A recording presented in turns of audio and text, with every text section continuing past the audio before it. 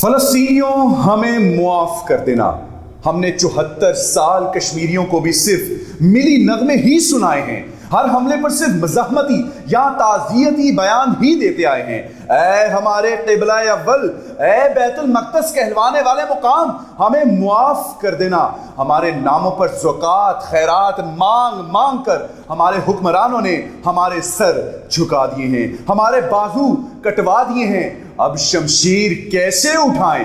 اے مہدی، ہم تیرے منتظر ہیں کہ سرور لولاک صلی اللہ علیہ وآلہ وسلم کی امت ڈالرز اور قرضوں کے بوجھ تلے یا ذاتی مفادات پر مظلوم فلسطینیوں، معصوم کشمیریوں کو سستے داموں بیچ چکی ہے۔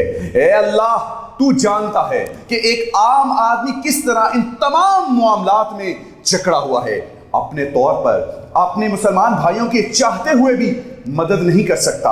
اے اللہ، ہمیں استقامت عطا فرما، ہمت طاقت عطا فرما، ایسے اسباب بنا کہ ہم اپنے فلسطینی بھائیوں بہنوں بزرگوں اور بچوں کی مدد کر سکیں۔ اے اللہ، اے دلوں کے بھید جاننے والے، تو جانتا ہے ہمارے دلوں میں کیا ہے، ہماری مدد فرما۔